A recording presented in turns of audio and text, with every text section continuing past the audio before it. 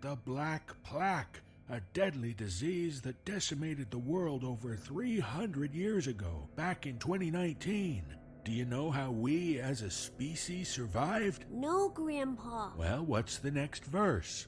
Get quip.com/no sleep. Size down for kids, not ghosties.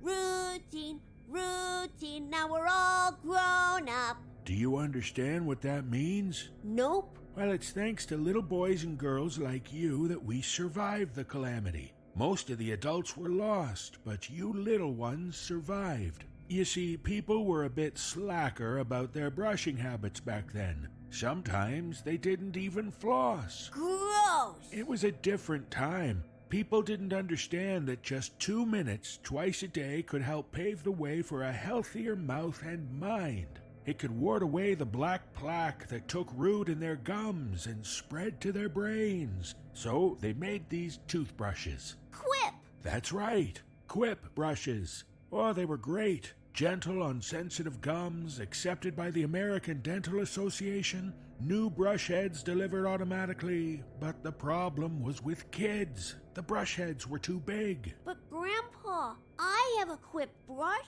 That's right you do, because just before the Black Plague hit, Quip released a new brush, same as their original but with smaller brush heads and rubber grip handles in colors little ones like you would love. Kids were proud to use Quip. They developed grown-up routines without childish gimmicks. That's because it looked and felt like the products their parents used. Oh! It's because of little ones like you who enjoyed the kid-friendly features like their watermelon anti-cavity toothpaste and who continued to brush their teeth regularly that we made it through the Black Plague. Grandpa, do you think the Black Plague will ever come back? Not as long as we continue brushing, little one.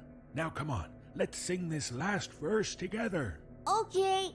A multi-use cover, a stand that mounts to mirrors. Travel, Quip is good for on the go. I love Quip because my little ones have fun brushing their teeth regularly.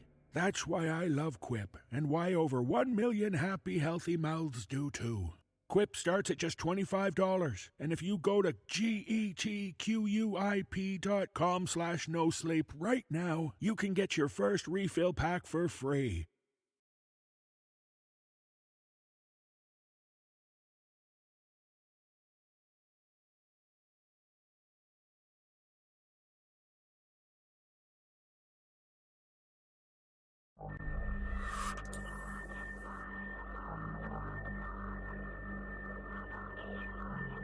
This is a horror fiction podcast. By listening to our stories, you are choosing to be frightened and disturbed for your entertainment. You do so at your own risk. Brace yourself for the No Sleep Podcast.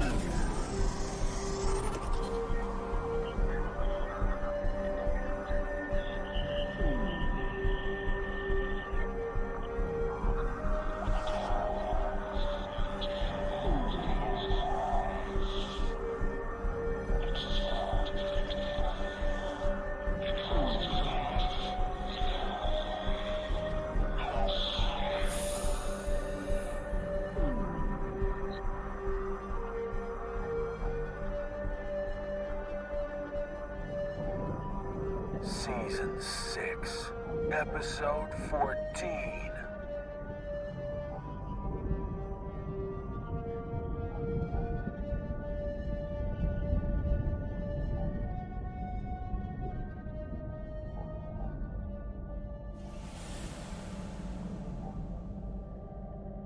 It's the No Sleep Podcast. I'm David Cummings. Thanks for joining us.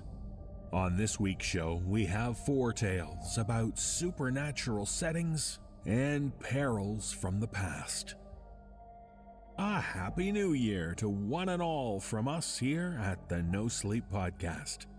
I hope everyone enjoyed their holiday season and have started the new year well.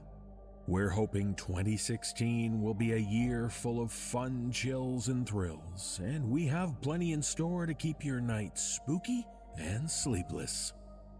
Since this is our 14th episode of Season 6, I just wanted to remind those of you who have purchased this and the other 13 episodes so far this season that you're eligible for an upgrade to a full season pass. Just send me an email at david@thenosleeppodcast.com and let me know you'd like an upgrade. I'll do my best to get you set up as quickly as I can. I want to bring to your attention a new book from one of the podcast's most prolific authors.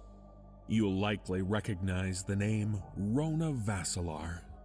Rona is an outstanding writer who has had her work featured on the show many times in the past few years.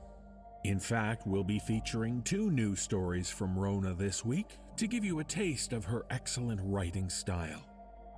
Rona recently released her first book entitled Colors of Death, 15 Tales of Horror. It's an outstanding collection of many of her stories, and it's now available as a paperback or an ebook. Please check the show notes to find out more about it and to support her talent. One of our other authors this week is Doug Henke, who has contributed excellent stories to the show in the past, and who also has novels available online. You can find out more about Doug's novels No Motive for Murder and the sequel God's Game in the show notes. It's wonderful to have such outstanding writers contributing their work to our show. And since the new year has begun and our writers, narrators, musicians, and illustrators are ready to kick things off, well, let's pop the cork and start the show. In our first tale, we're on a boat and heading south from Fort Lauderdale. As we learn from author R.L. Erisman, a man and his father are running the boat down the coast for business, but the unexpected need to stop and find a place to dock for the night leads them to discover some of the area's stranger locals. The man soon realizes that there are bizarre things going on down there, things which might be better left alone. Performing this tale are Mike Delgadio and Erica Sanderson. So think twice if you're ever offered the chance for an old Florida boat trip.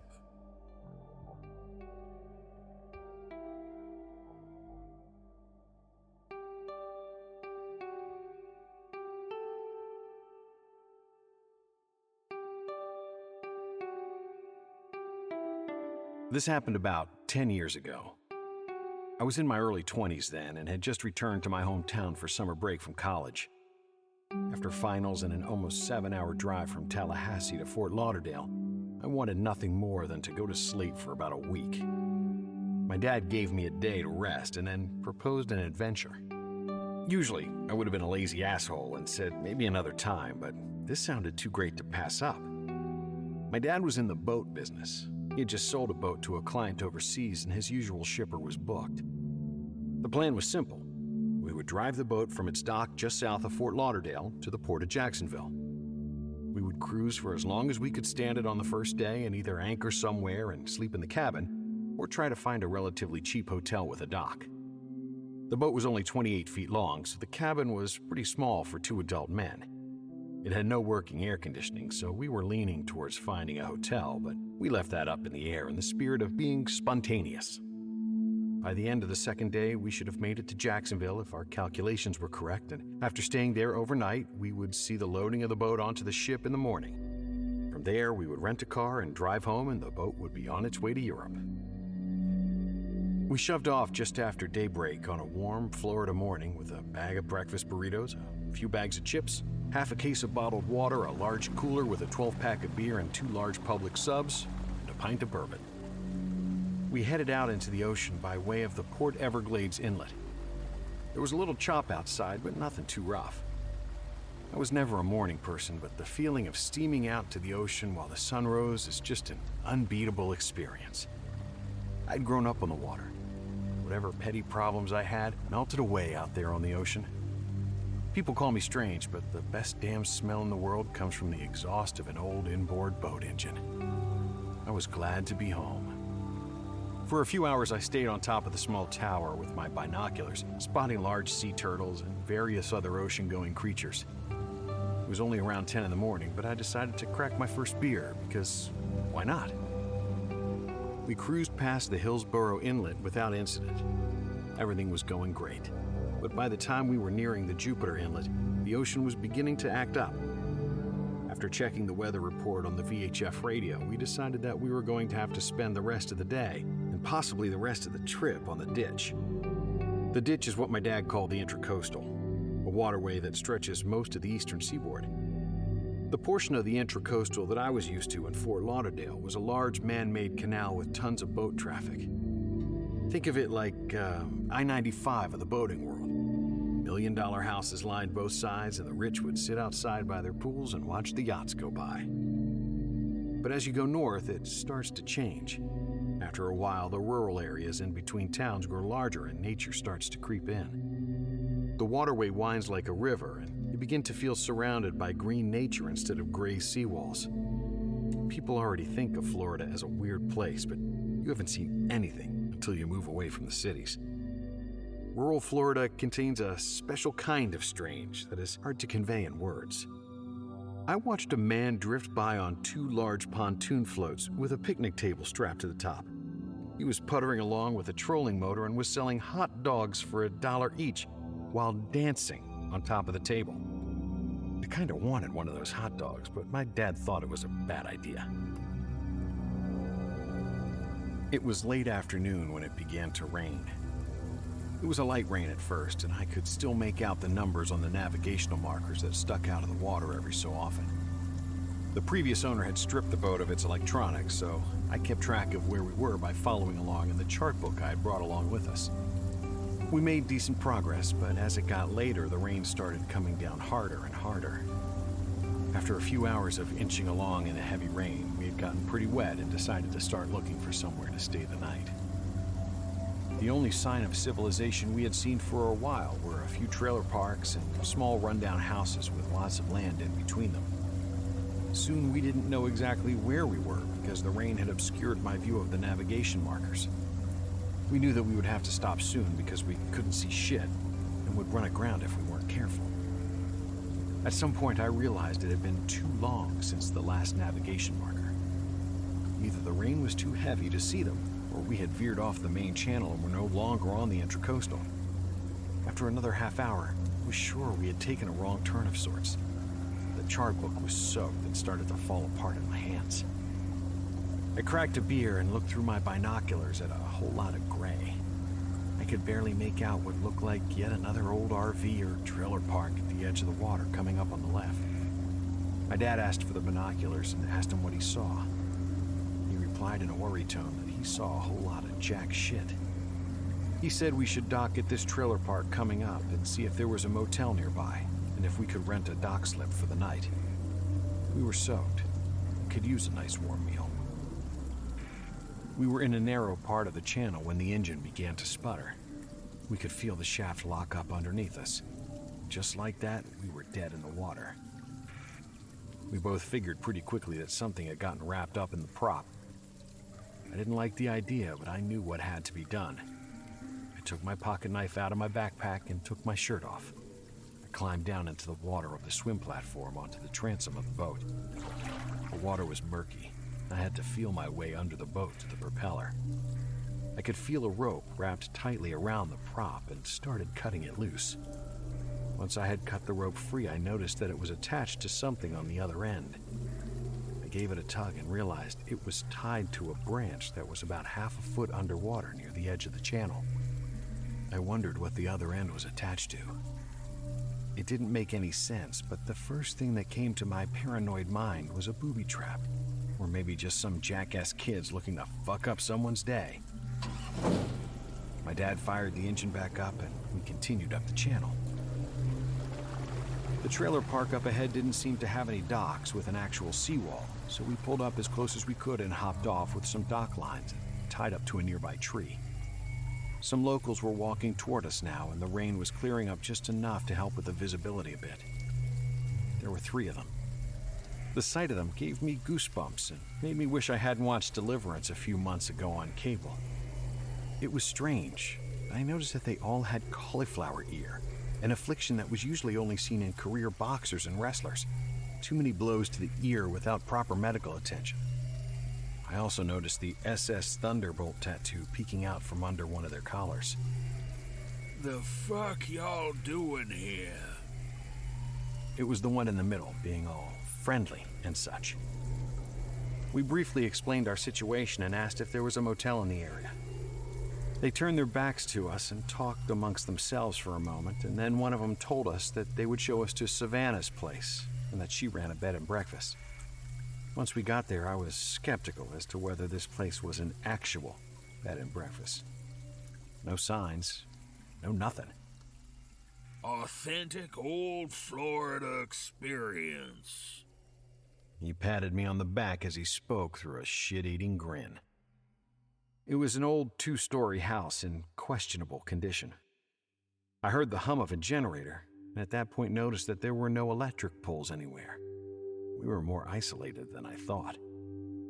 We paid the girl up front $50, and she gave us some fresh towels and a bar of soap. After a nice hot shower and a surprisingly decent meal of catfish and fried okra, my dad was starting to feel better about our situation. He decided to turn in early so we could get up with the sunrise and make up for lost time during today's bad weather. I took a good pull from the pint of bourbon I retrieved from my backpack. I wasn't tired, and I didn't feel like listening to my dad snore up a storm 6 feet away from my little-ass bed. The girl downstairs was cute. I decided to try my luck. She could wear the hell out of some overalls. I asked her if she wanted to go out to the boat for a beer or two. Sorry, I'm busy tonight. We're all busy tonight. There was a menacing smile on her face. She explained that tonight was a special night for their town and almost everyone would be celebrating. She noticed that I had no idea what the hell she was talking about and excused herself. I couldn't tell if she was bashful because she realized I was a total outsider and not just a friend or visiting family member, or if she was nervous like she said something she should not have. Something didn't feel right here. Something about these people. Their eyes were too black. The rain had stopped by now and it was about 11 o'clock. I sat on the back deck of the boat and cracked a beer. I was feeling fucking restless. I took another pull from the pint and tried to think on why my mind wouldn't slow down. Something didn't feel right here. Something was wrong. And it wasn't just the usual weird-ass Florida kind of wrong. I decided to go for a walk and stretch my legs. There was a handful of floodlights attached to high poles to provide light. It almost seemed like an encampment instead of an actual town. There was probably a dozen or so small buildings and trailers that all looked to be in ill repair.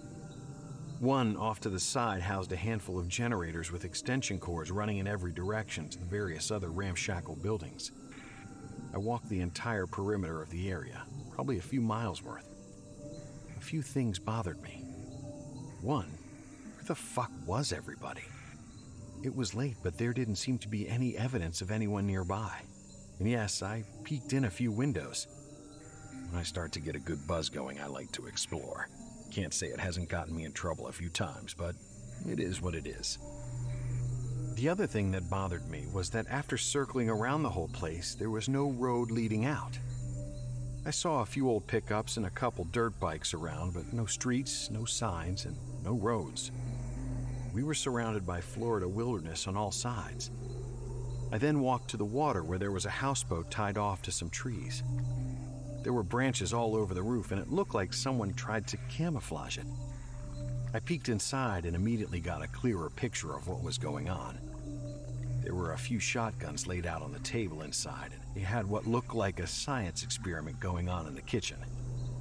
I've seen enough episodes of Breaking Bad to know just what kind of chemistry projects these guys were playing around with.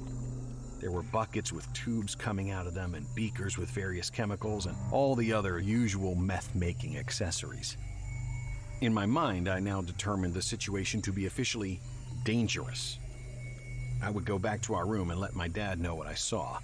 We would keep our mouths shut, be polite, and leave these lowlives to their meager criminal enterprise. I took a different route back to the building we were staying in, and at once smelled the worst goddamn smell I've ever smelled before. It was coming from a smoldering fire in front of one of the trailers. As I approached, I took out a small flashlight from my pocket to investigate. Blood was everywhere. The stench of rotting flesh attacked my senses. To my shock, I saw the severed head area of a manatee sitting on a tree trunk along with strips of meat. I almost threw up right there. There were different pieces of this animal lying all over the place. It almost looked like there was some sort of order to the chaos, though, like different pieces forming some obscure geometric shape. I didn't stick around long enough to really study it, though.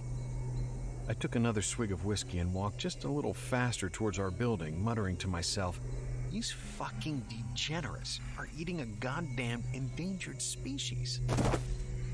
I tripped over a small boat anchor sticking out of the ground. There were 3 of them, each a few feet apart from the next. Each one was attached to a rope going towards the water, which was only a few yards away. I knew this must be how they tied up their small john boats that they used for fishing. All the boats were gone, though. Almost midnight, and they were all out. I looked out over the water and could just barely see a campfire going on what appeared to be a small island further down the channel. On the rest of my walk back to our room, I tried to think of what kind of shit they were all up to on that island. Why not just celebrate or hold whatever backwoods ceremony they wanted right here where they lived? They were already well enough isolated, and I don't think they all went out there just because of us. Hell, they could have just shot us and sank the boat offshore if they wanted. After I got back to the room, I laid down and closed my eyes, but I couldn't sleep. I clutched my knife so hard that my hand hurt. I had to know what was going on here.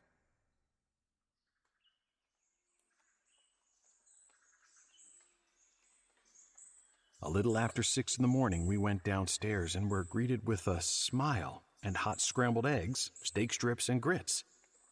After finishing up breakfast and gathering up our stuff, one of the men led us back to our boat and told us to have a good rest of our trip. He said that he and his people looked out for their own kind if they were in need, but that if we ever came back, he would personally grind us up and use us for fishing chum. We chuckled as if it were a joke and parted ways. I had to know what was on that island. There was no way in hell that I could live the rest of my life without knowing. Despite a deep feeling of dread on almost a cosmic level, I was drawn to that damn island. My dad thought it was a stupid idea at first, but eventually agreed. I convinced him to drive by the island so I could hop off, while he drove the boat around the other side so the inbred manatee butchers back at the encampment wouldn't see the boat stopped in front of their secret island meeting place. I walked hesitantly towards the middle of the island. I saw a few shacks and tents, but for the most part there wasn't anything out there. The fire had gone out, but was still smoldering. Trails of black smoke still rose and drifted down across the bushes to the backside of the island. I had expected to discover something terrible there, but what I actually found was much worse.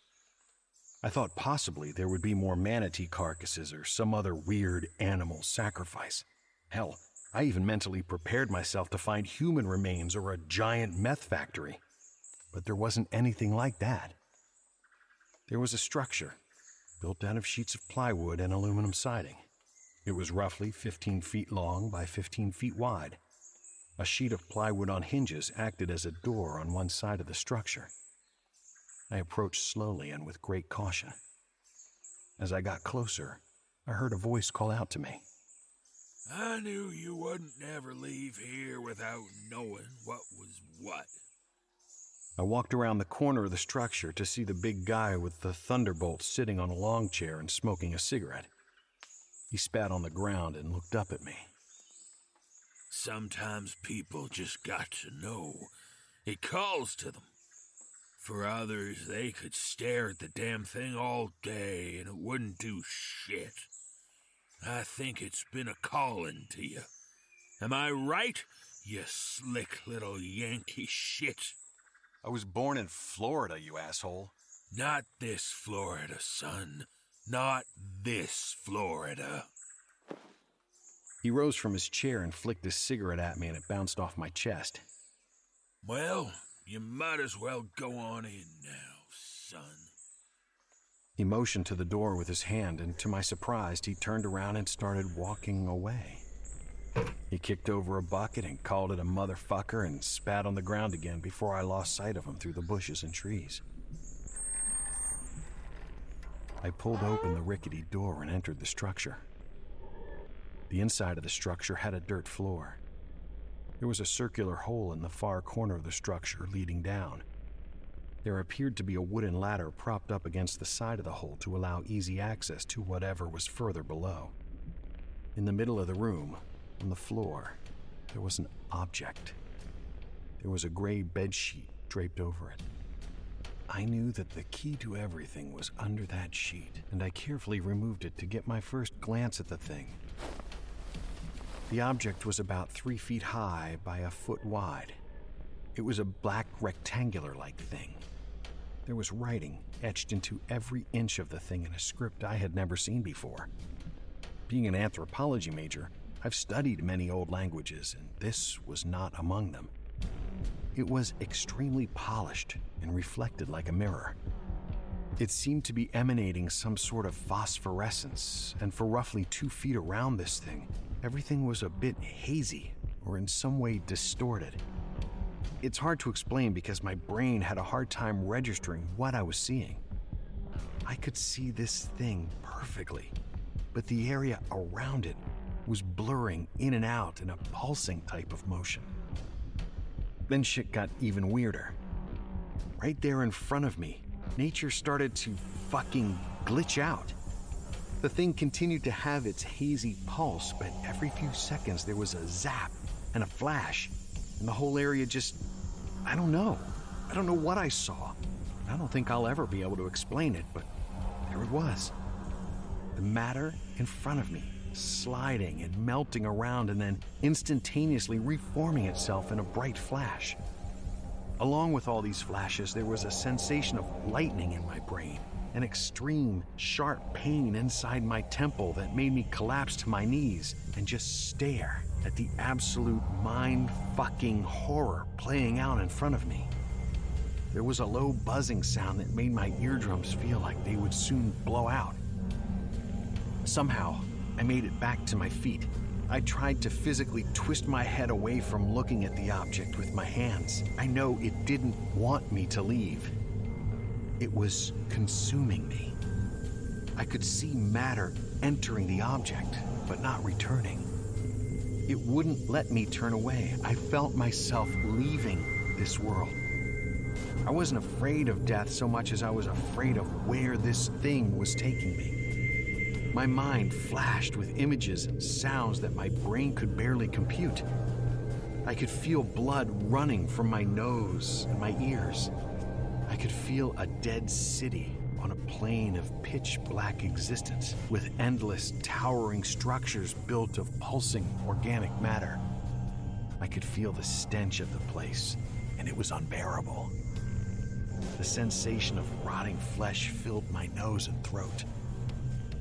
With the last of my will, I took the knife from my pocket and jammed it into my thigh. I twisted the blade. I concentrated fully on this new agony and closed my eyes and turned quickly around and hobbled out the door and towards the boat. I scratched at a bone with my knife, and the pain was so intense that the object was not able to break through my thoughts. The man from earlier was nowhere to be seen. My dad saw I was injured and helped me into the boat.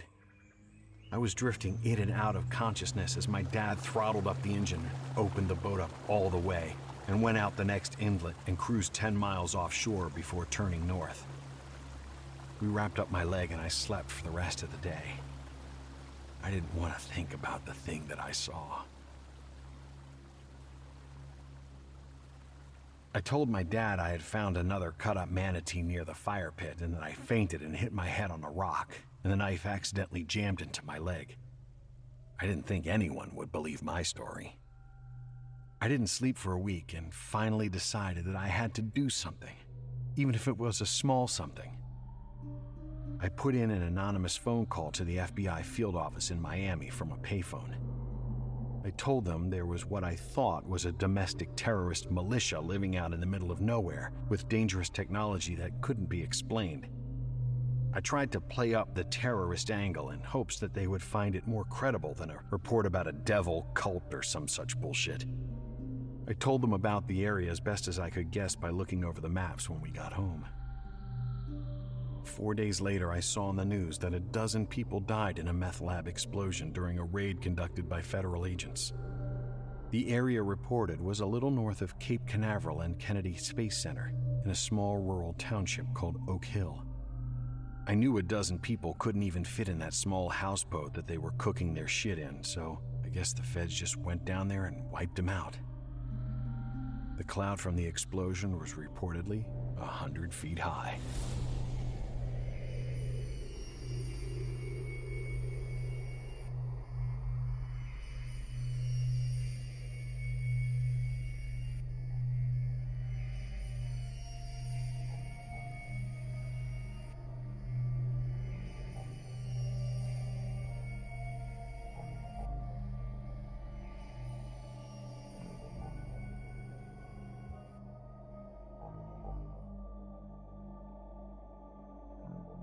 Children are certainly curious little creatures, aren't they? And there's no surer way to pique that curiosity than by telling them to stay out of a particular setting.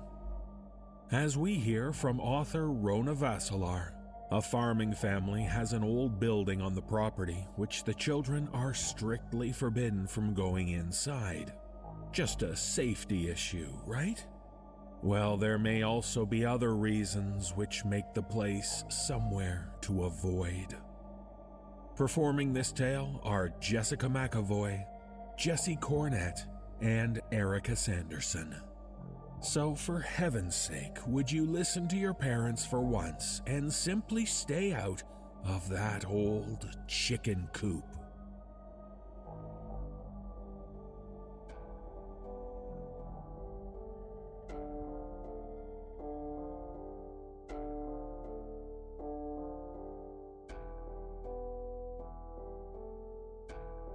Our farm wasn't all that big, but it was big enough for us to find trouble more often than not. The us I'm using refers to my brother, sister, and I. They're both older than me, 5 and 6 years respectively, which makes me the baby of the family. As such, I often evaded punishment for our little antics, claiming coercion by force, and I was able to learn much from watching my siblings. My second-hand experience made my mischief effective. I was a good liar and a clever sneak. 2 qualities that served me well in the battle for independence from my strict parents. That is not to say that I never found trouble, unfortunately. As I got older, my brother and I especially pushed boundaries, often enough that, despite the careful hedging of bets, we still fell victim to an occasional scheme gone wrong. Sometimes, even now, I wonder if it was destiny that we found the trouble in the chicken coop. It was the one building on the farm that was forbidden to us, which meant it was the one we knew we would find ourselves in eventually. Dad told us when we were growing up that it was an old chicken coop, and I had no reason to believe that wasn't true. It was small, not much bigger than Dad's tool shed, and by the time I was born, consisted of rotting wood that had sagged under years of disuse. It had windows, but the glass was mostly missing, probably from the havoc of the seasonal storms, and what was left was clouded over so badly that it had turned a sick gray. Occasionally, one of us kids would creep close to the coop to try to peek in the windows, only to hear our father's stern voice threatening a whooping if we went near that goddamn mess again. The few times that we were able to peer inside, we were greeted by perfect darkness, as though the holes in the roof didn't exist, though we all could see them from the right distance. I found it odd that the coop did little to pique my brother and sister's interests. They seemed quite content to stay away, but I was fascinated by that perfect darkness, by the thick feeling of the forbidden clouding over everything, by the heavy wooden beam ground in place to seal the door shut. How could anyone resist, much less a weak person such as I? I held off as long as I could. I really did, but it ended up not being long enough. Not at all. By the time I was 13, I was ready for what promised to be a spectacular adventure, and nothing short of an apocalypse could stop me. I am, if nothing else, a meticulous planner. You have to be, if you want to break as many rules as I do. I had a backpack prepared long before I had a date set. I gathered everything I thought I could need, mostly stuff filched from my father's workbench. I had a small length of rope, a flashlight, a crowbar, and a dreadfully lacking first aid kit that I had put together myself, complete with Spider-Man bandages. My giant thermos filled with tap water would complete the set when the time was right. I never went riding off into peril without that damn thermos. The hardest part was waiting for the opportunity. My parents still didn't like to leave me home alone, overprotective as they were, and the farm was often crawling with workers who I knew would tell on me. Everyone who came on the farm was read the riot act by my father about the coop. I'd need to wait until all the workers and my parents were gone, which meant that I could be waiting for a very long time. Fortunately for me, only a few weeks after I made my plans, an opportunity arose, and as excited as I was, I leapt on it. My older sister had a speech contest over in Redwood, a good 3 hours away, so Mom and Dad had decided to go watch her perform. My brother, Darius, and I were spared only because we'd already seen her speech 1,000 times, and I could, by this point, recite it by heart. And I did, obnoxiously, on every car ride after a performance. Mercifully, Mom and Dad left me at home with Darius to act as babysitter. Additionally, none of the workers were at the farm that day. For the life of me, I can't remember why now, so that made the timing more than ideal. Now, I considered going without Darius, I really did, but he was too smart for that. His kid sister's going to play outside by herself for a few hours, with a giant backpack on her back. Yeah, something about that was going to sound fishy. Besides, what good adventure happens when you're alone? If I learned nothing else from my childhood, it is that adventures are worth sharing if they're worth having. So I interrupted him from his video games and introduced him to my brilliant plan. Darius, haven't you ever wondered what's in that old chicken coop at the edge of the farm? He didn't look away from his game, but I could tell he was on high alert as soon as the words chicken coop flew out of my mouth. No, not really. There's probably nothing in there anyway. It's been abandoned for years now, since Daddy was in college. Sure. I mean, it would make sense that there's nothing in there, but what if there is? No. Darius didn't look at me. Come on, it will be fun. Nope. Aren't you in the least bit curious? Nuh-uh. Shit. I sighed as I realized I'd have to change tactics. There had to be something I could do to entice my brother to look inside, or some kind of leverage. If mere curiosity wouldn't do it, bribery or blackmail could probably get the job done, right? Darius, You're on dishwashing duty this week, aren't you? A twitch. He didn't answer, but I definitely had his attention now. Tell you what, I'll do your chores for you this week if you go with me. Or at least if you promise not to tell Mom and Dad that I went inside. I didn't really want to do this alone, but I was willing to, if he was adamant about not following me. Finally, Darius paused his video game and gave me a long, considering look. Encouraged, I pressed on. You and I both know that it's not even dangerous. It's not much more than an old shack. I just want to go inside and take a quick look around. That's worth a week of no chores, isn't it? I held my breath and waited. Apparently, it was, because Darius sighed and turned off his game. All right, fine. But I'm going with you. If anything happened to you in there, Daddy would gut me alive. That was true enough. I secretly rejoiced. Darius and I were the ideal partners in crime. We got away with a lot more than we would have been able to on our own. He made a quick run to the kitchen to take one of Dad's heavy-duty flashlights, and just like that, we were off, setting out into the cool air just as the sun was setting.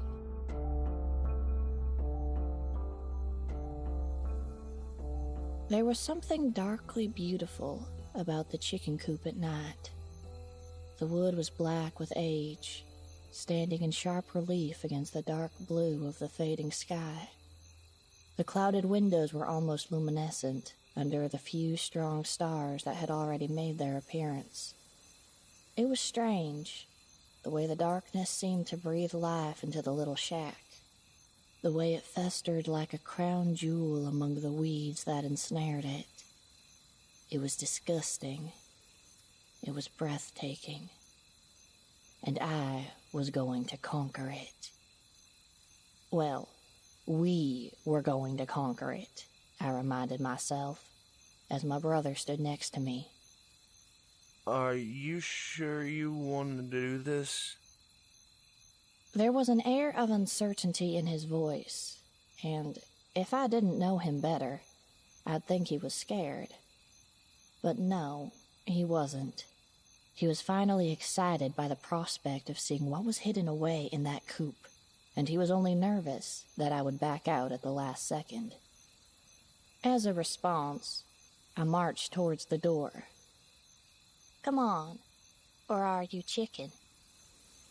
He rolled his eyes, but I saw him suppress a smile. Oh yes, we were definitely ready for this. Finally, after about 20 minutes of hard work, we stood inside the chicken coop. The door had proven impossible to open. The wooden beam barring it had been held in place so long that it would have taken much more strength than we had between the two of us to open it. Lesser people would have given up the endeavor right then and there. Fortunately, my brother and I have never been those people. Even better, we have always been resourceful. So when I saw a hole where the wall of the coop should have met with the foundation, I took advantage of it. I was still pretty small, so it was fairly easy for me to shimmy my way inside. Darius, being the older and bigger of the two of us, had a little bit of a harder time.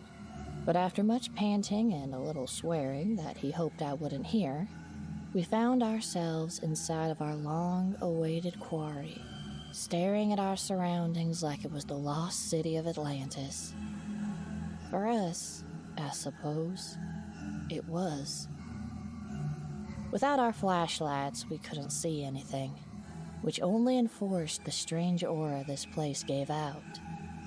If you've lived in the city your whole life, it would make sense to think that, without the city lights, the landscape would be blanketed in darkness. But that's not quite true. In the countryside, The stars and the moon provide ample light to get by at night, so long as it isn't overcast. Therefore, it was very strange that this shambled old shack with its holes and rot was impervious to the light.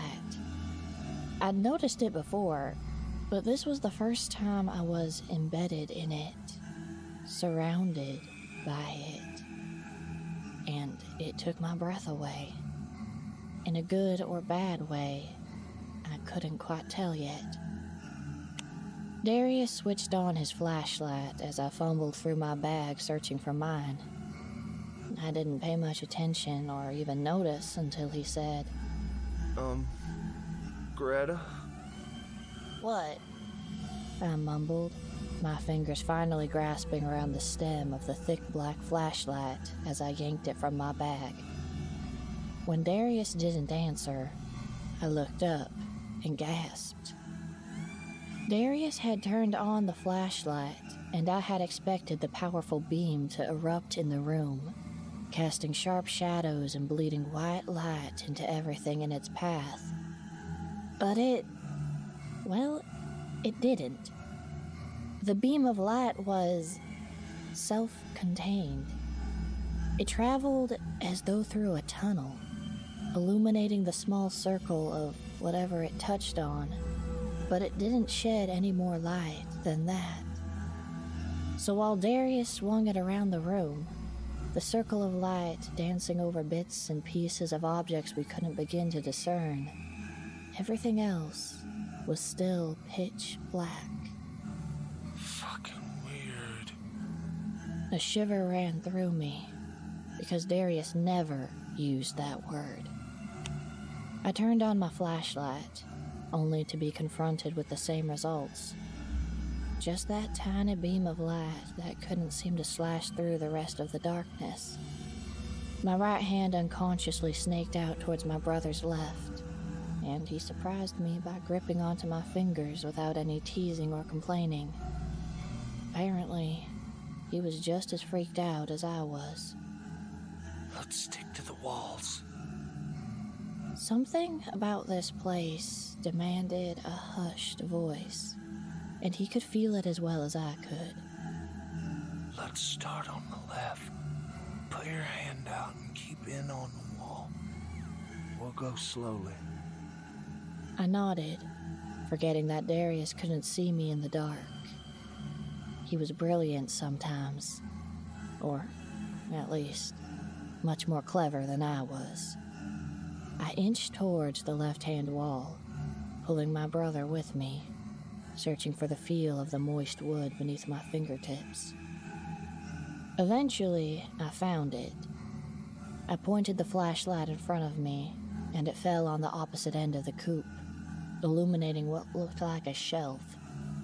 Seeing that our path at eye level was mostly clear, I tilted the flashlight down to light our footpath, hoping that there weren't any nails sticking out of the ground. Boy, wouldn't that be fun to explain to Dad. We began to walk. Darius and I swept our flashlights back and forth along the ground in front of us as we took slow, small steps across the coop. There was debris along the ground that looked promising, and I stopped every once in a while to pick something up. An old key that probably didn't open anything anymore, a leather-bound notebook, a small tin box that rattled when you shook it, as though something small were hiding inside. I stored them in my backpack for further inspection. As we walked, the silence became terribly oppressive, and we couldn't endure it any longer. It was my brother who actually broke it first. Why do you think Daddy doesn't want us in here? The obvious answer was that it was dangerous. Dad was always saying that the moment we stepped inside, the roof would probably cave in, and what good were two dead kids, honestly? It would be such a hassle. There was always a little teasing tone in his voice, but we could tell that, underneath that, he was at least partially serious. Having stepped inside the coop for the first time, and hearing the groan of the floor as we made our way across it, I could acknowledge that it definitely was dangerous enough to warrant the warning my father gave us. And yet, I don't really know. I get the feeling that he's hiding something from us. I didn't have to be able to see to know that Darius was shaking his head next to me. Daddy isn't like that. He doesn't keep secrets. Maybe he just doesn't keep unimportant secrets. Everyone has secrets, Darius. Maybe this is one of his. He was silent for a moment as we finally reached the other end of the coop. We turned towards the right, and I kept my hand on the left wall. We swept our flashlights across our path again, and noticed that there was what looked to be some old farm equipment on the floor in front of us. We'd have to be careful to avoid it. But then why not tear it down? Secret or not, wouldn't it just make sense? I didn't have an answer for that one. This wall was much shorter than the other one, the building being rectangular, and soon we reached the end, having found nothing of interest to pluck from the floor and steel. Turning once more to the right, we swept our flashlights. Then my brother, my big older brother, strong and intimidating and unshakable, let out a small shriek, one that I couldn't help echoing. We had swept our flashlights up at the same time, checking to make sure that there wasn't anything at eye level waiting to, poke our eyes out. Instead of seeing thick, dusty air, we were confronted with a pair of boots, still as though they were sitting on some invisible shelf. Of course, they weren't on a shelf, not even close. It took me a moment longer than my brother, I think, to figure out how they could be suspended like that. I could feel his hands trembling in mine as he tilted his flashlight up, and I raised mine to follow him. Boots. Dirty, black, crusty boots. Pant legs, chewed through by moths and whatever creatures were hiding in this god-forsaken hole. And then, at the top of his pants, hands. They were bloodless, and the nails extended a full inch beyond the flesh, looking for all the world like claws, but they were undeniably human hands. A chest, unutterably still and thick, wrapped in a worn old flannel shirt. A neck, obscured by the thick rope corded around it.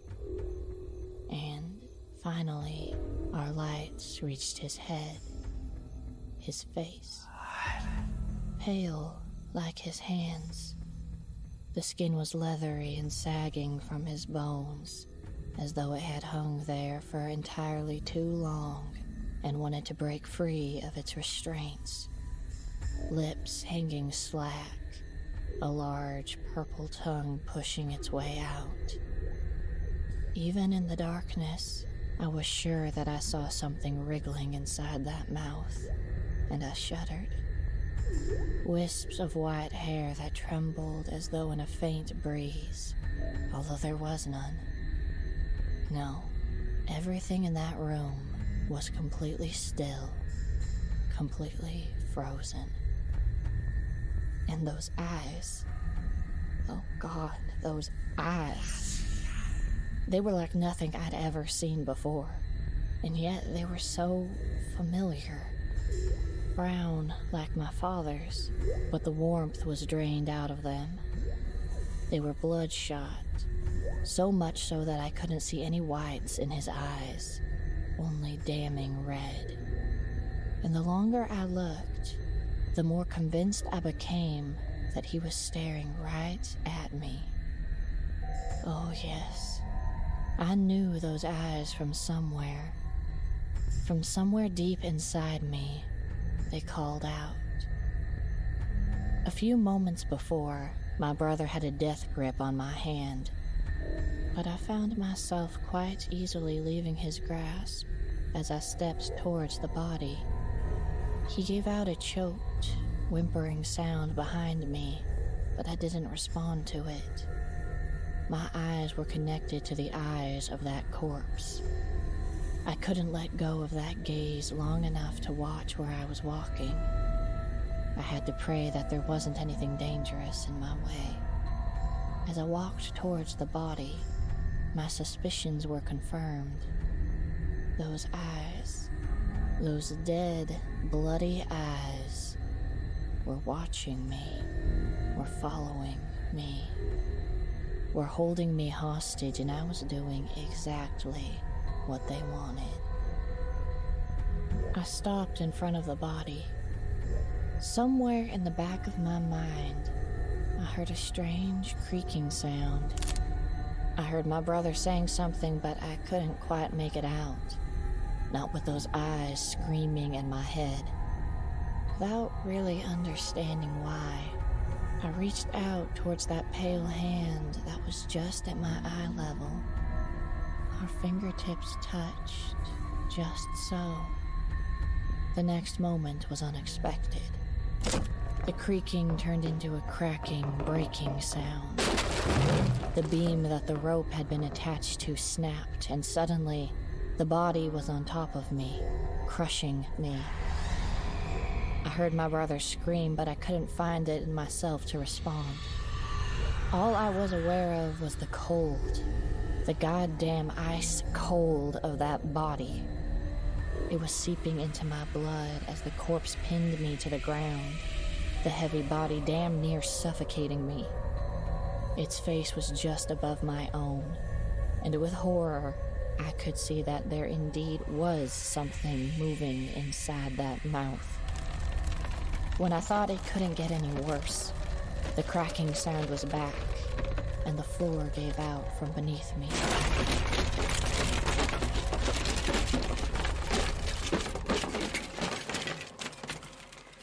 And I was swallowed into the darkness.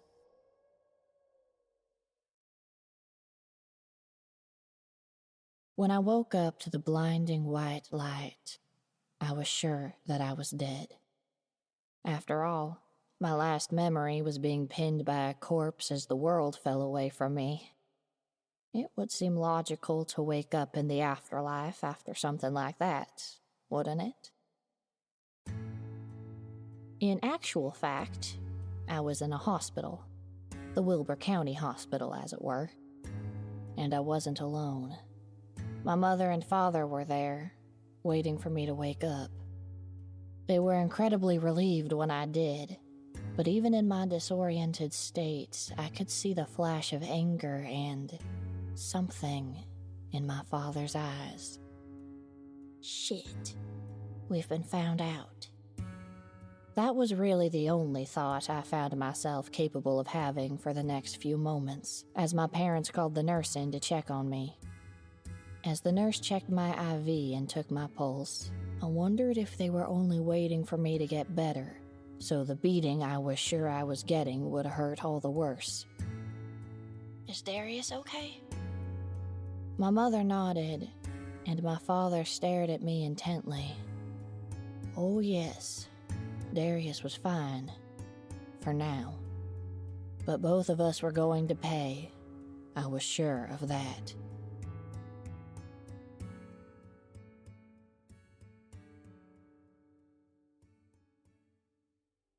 Those were some torturous weeks, as I sat there waiting for my father to punish me. Darius seemed to have already gotten his. He didn't talk much for the first week or so after I came home.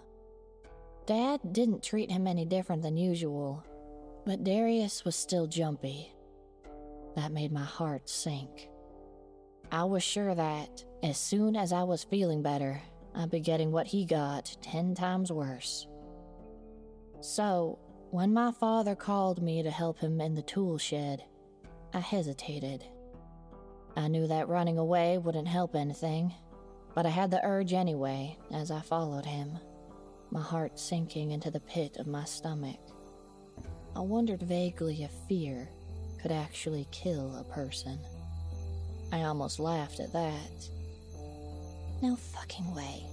Because if fear could kill, the moment I saw that body, I'd have been 6 feet in the ground. Once we reached the shed, my father stopped. I watched his broad, unmoving back for a few moments. He seemed to be steeling himself, and hyper-aware of him as I was in that moment, I didn't sense any anger coming from him. Instead, my father seemed... What did he seem? I couldn't make it out quite then. Whatever it was foreign to the man that I knew. Finally, he turned around to look at me. Greta, what exactly did you see when you went into that chicken coop? I froze. The question in my mind of, how will I explain this to my father, really hadn't come up. I know that seems like poor planning on my part, but I was having a hard enough time processing the truth that I couldn't come up with a plausible lie on top of that. When I didn't answer, my father continued. Your grandfather, Seamus Wagner, he was a bad man. A very, very bad man, Greta. He paused then, and didn't continue until I cleared my throat. That seemed to jolt him back to the present from, well, wherever his mind had been, and he went on. I'd never told you about him before, none of you children, because you didn't have to know. But he was a terribly cruel person. He did awful things, things that I can't tell you, things that you'll never know. There was something dark about him, something that just wasn't right. Wherever he went, he left a stain, a mark of darkness that just couldn't be washed away. Well, when he got older, he started spending more time in that goddamn chicken coop. He practically lived out there. If you'd ask me why, I'd say that I don't know, and it would be the truth. Something out there caught his eye. He was obsessed with it, and he stayed out there until the day he hung himself. My breath caught in my throat, and the world seemed to shake as my father looked me in the eyes. After he died, that building changed. He left his very last mark, his last stain inside of it. I went in once, only once, after they'd removed the body. And I never, ever went back inside. Do you understand? I nodded very slowly. Now, I think you know why I didn't want you kids in there. So, Greta, I'll ask you one more time. What did you see in there? I stared at him long and hard. See, the thing about my dad and I is that we're a lot alike. Sometimes we can communicate with just a glance. This was one of those times where I understood exactly what he wanted to hear. Nothing. I didn't see anything, Dad. He nodded at me. Good. Remember that.